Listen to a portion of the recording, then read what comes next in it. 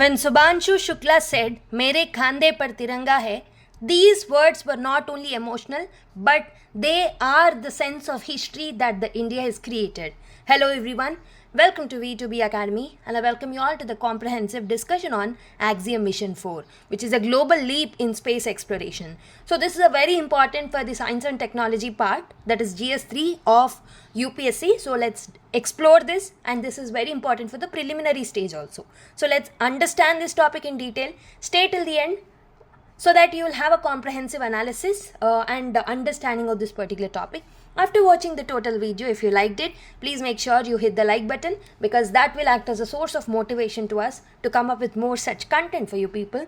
And please subscribe to our channel so that you will stay updated with all the content that we upload, and please click the notification bell icon so that whenever we upload the new video, you'll be notified with that. Okay, so let's start with this. So Axiom-4 mission is the fourth private human space flight, so which will carry a crew of people to the International Space Station. So the crew contains the Indian member, who is Shubhanshu Shukla, who is also going to be a part of the Gaganyaan mission that carries the human into the space from India. So this pushes the boundaries of the commercial space exploration. So this mission is designed to basically to advance the international collaborations with respect to the space research. So these people will reach the International Space Station, where they'll conduct a lot of experiments, especially related to microgravity. This will foster a new era of scientific discovery and the global partnership in space. So let's discuss more details of it. So what is the purpose of it and what are the logistics that are used under it? Let's see. Who are the mission organizers? So basically, this particular mission was hosted by NASA. NASA serves as a host at the International Space Station, and other things like training the crew people and other things will be basically carried out by the NASA. And this is a private mission basically, so it will provide infrastructure and support, but SpaceX is a crucial provider of the launch vehicle. So the launch vehicle is provided by the SpaceX, and the crew members will be carried out through, they'll travel through the Dragon capsule. So there is a capsule named Dragon. So this Dragon capsule will carry out, the carrying of the crew members to the space will be done through the Dragon capsule only. So the Dragon capsule is the one in which the crew members will be present when they are reaching the International Space Stations. So this SpaceX will actually provide a safe and reliable transport to the orbit. So basically the host is NASA, and other countries are being part of it, and also the main provider of launch vehicle is the SpaceX, which is a private company. Okay, so if you look at the further details of the launch vehicles and launch details, so the mission was launched from the Launch Complex 39A. So this is a part of Kennedy Space Center, which is located in Florida. So the launch has taken place on June 25, 2025, that is yesterday, which is marking a significant milestone for private space travel. Right, and what is the duration of this particular mission? So once launched, that is yesterday it was launched, the Axiom-4 crew will spend approximately 14 days in the space. Okay, they'll spend almost 14 days in the International Space Stations. During this period, they will engage in lot of experiments, especially related to microgravity. And there are other experiments too that we'll learn in the end of the class. Okay, so they'll conduct all of these experiments over there. So this is the primary details. These are the primary details with respect to Axiom-4 mission. I hope you have understood till here. Let's continue. Who are the members of this crew? There are importantly 4 people from who are representing 4 nations who are going there. One is from USA, one is from India, one is from Poland, one is from Hungary. So Peggy Whitson is a commander holding the US record for the longest cumulative time in space. So she has very vast experience that brings the invaluable leadership to the mission. So the commander, who is the commander? The commander is from USA, that is Peggy Whitson.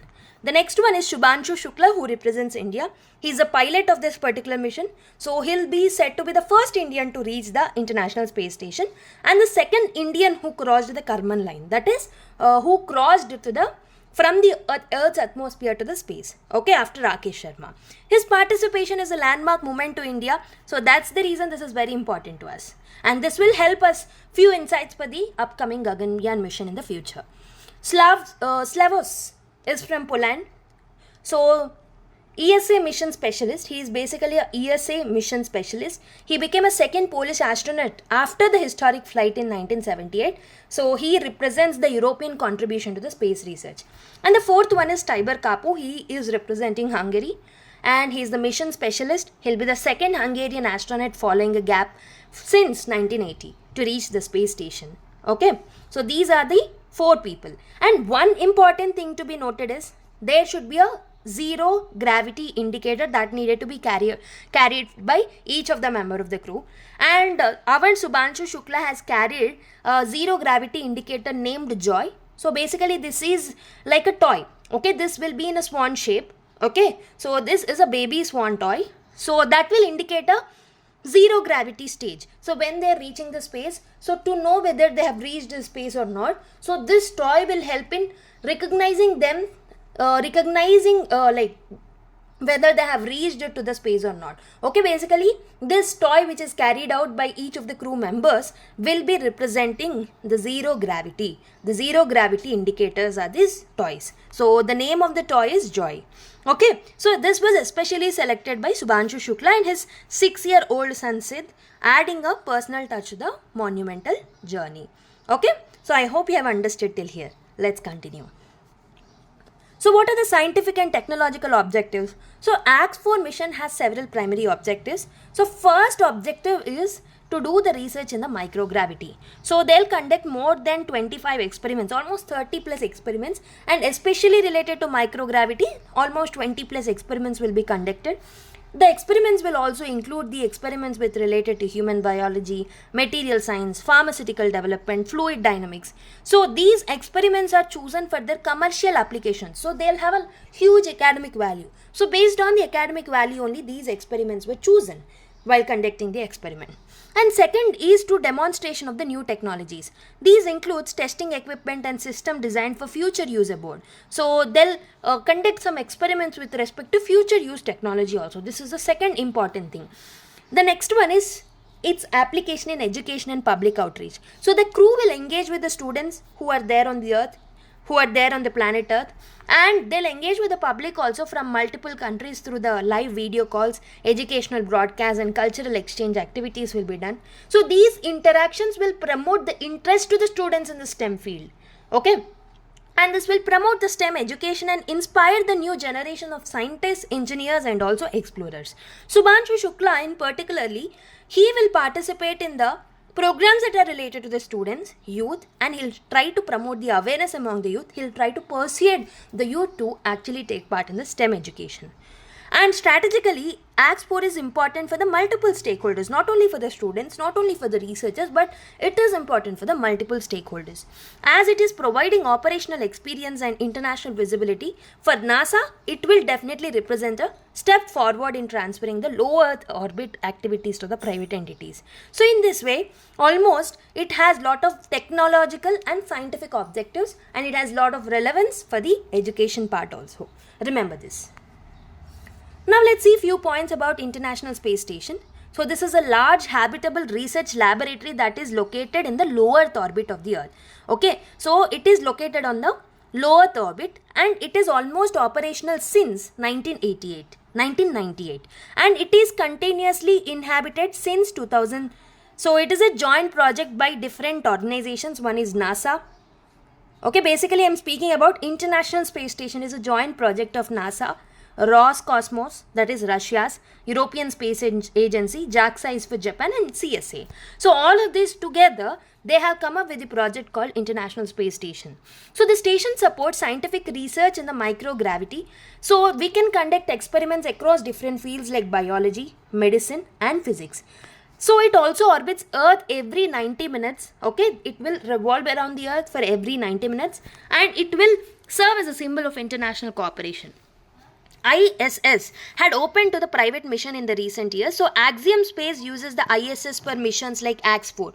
So to the missions like Axiom-4, this particular International Space Station will help a lot. Okay. So now let's see how the ISS is linked to the Axiom Mission 4. So ISS is the destination point to which our astronauts want to travel to. So the crew of the Axiom mission will be reach to the ISS only. This is the destination point of the Axiom Mission 4. So Axiom Mission 4 is the private astronaut mission. We know the crew of 4 people will be traveling. So I've told you who are the members of the crew also. And they'll use the infrastructure of International Space Station. So they'll live there and they'll work. 14 days they'll be working over there with respect to conducting lot of experiments that, as I've already told you, which are important for the future purposes, and they'll demonstrate few technologies whether they'll work in that microgravity conditions or not, and they'll do a lot of experiments, and they'll actually help in the education field also. Okay, so they'll explore the different experiments and they'll talk to the students on the earth so that they can encourage the students to join in the future STEM fields if they are joining in the future. Okay, so what's the India's historic role in this particular project? So Shubhanshu Shukla, definitely he is participating in Axiom-4. So it's a very important moment for India. It's a pivotal moment for India's space ambitions. So he is representing the ISRO in this particular mission, that is Indian Space Research Organization. So, and also this will help the Gaganyaan mission also. In the future, we are coming up with the Gaganyaan mission, which is an important mission for India. So to that particular program also, this Axiom-4 experiments and the experience that he gains in the Axiom-4 will help. So which aims to develop indigenous human space flight capabilities. His flight on Axiom-4 will provide invaluable human space flight experience, and also this is very important for the success of our first crewed mission, that is Gaganyaan. So the Gaganyaan mission will aim to send 3 Indian astronauts to an orbit of 400 kilometers. So and the Gaganyaan mission is for the 3 days. So this program, if this particular program is successful, that is Axiom-4, hoping so that it will be successful, Axiom-4 success and Axiom-4 experience of Shubhanshu Shukla will definitely help for conducting the experiments and for making our Gaganyaan program successful. So Gaganyaan, what is Gaganyaan? So Gaganyaan mission is a cornerstone of ISRO's long-term human spaceflight vision, we know, and it showcases the indigenous capabilities of us, and it will be carrying the first crew, that is Gaganyaan flight will be carrying the first crew members of the Indians to the 400 kilometers above the space. So the more details of the Gaganyaan will be something which I'll be dealing in the next classes. Don't worry about that particular thing. So till that time, so if you are interested in learning about Gaganyaan mission, definitely you can learn it from certain internet sites and also from somewhere from the YouTube. Okay. So the Axiom-4 crew has already commenced rigorous training at NASA's Johnson Space Center, we know. So before going there, they have been trained in the Texas, that is in the Johnson Space Center. So the intensive preparation was including the mastering of International Space Station system, how the International Space Station works, and they are getting familiarized with the different techniques that are to be used and how Dragon capsule works. So all of this were trained in the Johnson Space Center so that they can be ready for the mission that is taking place.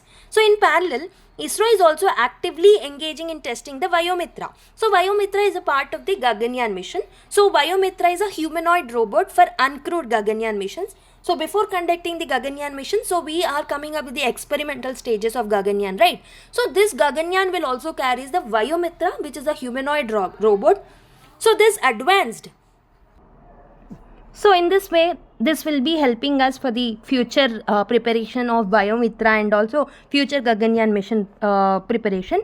Shubhanshu Shukla is meticulously trained for the India's Gaganyaan program also. If he is getting experience in this particular thing, his practical experience will be directly applicable to the India's future human spaceflight endeavors that will be coming up in the future. For the experiments like Gaganyaan also, it will provide a lot of practical experience to this person. And not only Gaganyaan, the experiments like Axiom-4 will definitely advance the science and global collaborations, because in Axiom-4 almost 30 plus cutting edge microgravity research experiments are being conducted. So these experiments are spanning from different fields. So be it human physiology, be it the human health, or it is from also the agriculture. So in this way, from the various fields, they are conducting experiments, the microgravity research experiments in the ISS. And also this showcases the international partnerships in the space. So this mission strongly reinforces the international partnerships, which will help in accessibility of the space reach, and which will help in showcasing the collaborative space endeavors in the future. And this supports the Axiom station also. So basically Axiom crew and the Axiom mission, through the Axiom mission, whatever the experiments they conduct, whatever the experiments and the projects that they are coming up with, so this will help in creating the new era of the space infrastructure. So this will help in creating the world's first commercial space station in the future. Okay, so they wanted to come up with the Axiom station in the future. So if it is coming up, okay, if it is constructed or if it is developed, Axiom station will be the first of the commercial space station. So this will be the world's first commercial space station. Okay. So if you are writing the conclusions, for example, if there is any question on Axiom-4 in the future, so definitely you can conclude by saying that Ax-4 signifies the accelerating trend of commercial entities. Definitely this will help in privatization of the space, and it will open new avenues for the future human spaceflight and research beyond government-led missions. It means Axiom-4 will showcase the international commercial entities trend that is going on with respect to space. This will signifies the commercial accessibility to the space. This will signifies the new avenues that are to be opened for the human space flight. This will symbolize the research beyond the government-led missions, and this will help in expanding the knowledge, and it will help in expanding the international cooperation. So this is a kind of a soft power also. This is a kind of a soft power diplomacy also, and this will showcase the India's space leadership. This will strengthen up the Indian brand with respect to the space exploration, and it will make the India a global leader in the one of the global leaders in the space technology. And ultimately Ax-4 and the future similar initiatives that are going to be coming up individually by the countries like India or through the international collaboration will definitely make accessibility for the human space flight missions. So if we are encouraging or if we want to come up with the space tourism also, these kind of experiments will definitely help. Okay, so there was one more update with respect to it today. Let's see that. So let's see the journey of it, how it has traveled. So the first liftoff was taken through the Falcon 9 rocket that is developed by SpaceX, as I've already told you. So it has took off from the Earth yesterday, and it was carrying the astronauts through a Crew Dragon Grace. So basically I've told there was a capsule named Dragon Crew. Okay, so this was carrying the 4 astronauts, and what is its name is Grace. So the name of this particular Dragon Crew is the Grace. Okay, so Crew Dragon is a capsule shaped space vehicle. Basically this is kind of a vehicle which carries the astronauts to the space. Okay, so this was made by SpaceX, which is a private entity. So it carries astronauts safely to the space, and it will carry them back to the Earth also. Okay, they'll be actually carried back to the Earth through this particular capsule only. Its name is Grace. And after about 9 minutes, after it got lifted off, after 9 minutes of the liftoff, the Dragon capsule got separated from the rocket. So the Falcon 9 rocket has separated from this particular Dragon capsule, and it began orbiting around the Earth at the speed of 27,000 kilometers per hour. Okay, per hour it is traveling 27,000 kilometers. So after 9 minutes, the Dragon capsule, which was carrying the crew members, it got separated from the rocket, that is Falcon 9, and it began orbiting around the Earth at the speed of 27,000 kilometer per hour. Okay, so the spacecraft, that is Dragon, okay, the Grace which is there, the Grace is now moving around the Earth, and it is preparing to the for reaching the International Space Station. The ultimate goal of the crew members is to reach the International Space Station. So at around 10 minutes after the launch, the nose cone opens. What is nose cone? Nose cone is the top portion of the capsule that will help in protecting whatever the instruments that they are carrying. So there are a lot of instruments that they need to carry out the experiments in the International Space Station, right? So there are docking systems, there are cameras, and there are n number of other instruments that the capsule is also carrying along with the crew members. So all of them will be protected by an instrument or by a protective layer called nose cone. So after 10 minutes of the launch, the nose cone will open, right? So it will carry. So the nose cone will help in protecting lot of docking systems, navigation instruments, docking sensors. So what are these navigation instruments? So navigation instruments are the instruments that helps the spacecraft understand the position and the movement of the capsule. So they'll help in navigating instruments will help in where the particular capsule is located and how it is moving, where is its position, how it is moving, okay, what is the movement of it around the earth. All of this will be known through the navigation instruments. And there are docking sensors also. So docking sensors are the devices that help the Dragon capsule, that is Grace, okay, that helps the Grace to find the alignment with the ISS, okay. ISS is also moving around the earth, right? So in the low earth orbit. So even the Dragon capsule need to get aligned with the ISS. So that will be helped through the docking sensors. So the docking sensors will help in making the capsule to get aligned with the ISS. Okay. So the capsule uses small engines to slowly adjust its speed and also the direction. And after that, the small engine firings will be done. Okay. Once it gets aligned, once the speed of the capsule gets aligned with the ISS speed, definitely the small engines that are there with respect to capsule, it will start firing to steer and adjust with the capsule's path. And what will happen is, so the final approach is when it is 20 meters away from the ISS. So the capsule will slowly slow down its speed and it will move carefully to align with the ISS. At the final 20 minutes, when it is 20 meters away from the ISS, it will totally slow down the speed and it will get aligned with the speed of the ISS. A small engine move to match the ISS orbit, and definitely after that, after few minutes, the capsule gently approaches the ISS by using the cameras, by using the sensors, by using the engines. It will slowly go near to the ISS. Okay, then the docking will happen. So that is the news update that we have seen today. So the docking has happened on June 26 at 4:30 p.m. Okay, according to Indian Standard Time. So the capsule successfully, International Standard Time, sorry, the capsule successfully docked with the ISS. Okay, so docking is nothing but the capsule got connected with the ISS. So the connectivity is nothing but docking. Okay. So it's same like how a train coaches link together, like one coach of the train and the other coach of train, how they get linked together. In the same way, the capsule will get linked to the ISS. So that particular process is called as docking. And docking has taken place at 4:30 p.m. on June 26th. That is today. That is the latest update. And laser sensors and cameras are fit to it. So these laser sensors and cameras will help in perfect alignment with the ISS docking port. Okay. So in order to get a perfect alignment, in order to get a perfect docking process, definitely these sensors and cameras helped a lot. Okay. So after safety checks, the hatch opens and astronauts enters the ISS. So basically a safety check will happen before astronauts enter the International Space Station. So after the safety check completes, okay, once the safety check completes, the hatch will open. Okay, there will be a hatch that will get opened and the astronauts will enter the International Space Station. Like hatch is nothing but it's like a door. The door will get open and they'll enter into that particular space station. Okay, hatch is like a door between the capsule and the ISS. So what will astronauts do on the ISS? They'll stay in the ISS for 14 days and they'll conduct almost 60 plus science experiments from 31 countries. Okay, these experiments are not only from the 4 or 5 countries, these are representing 31 countries, including 7 from India. So 7 experiments are conducted merely from India. Shubhanshu Shukla will do 5 additional NASA experiments also. So in this ISS, there will be a microgravity condition.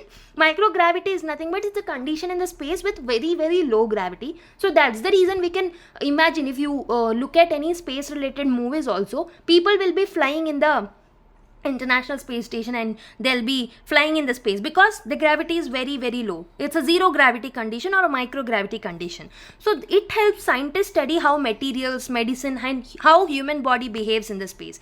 This is something they wanted to test there. So like how crops will grow over there, whether crops will grow in microgravity or not, whether diabetic instruments that are there will be helpful in the in that particular microgravity or not, how muscles will relax in the microgravity, whether it will help in relaxing the muscles or not, and other kind of things will also be tested over there. So why this mission is historic to India? Definitely Shubhanshu Shukla is the second Indian to go to the space after Rakesh Sharma. He is the second person to actually cross the Karman line.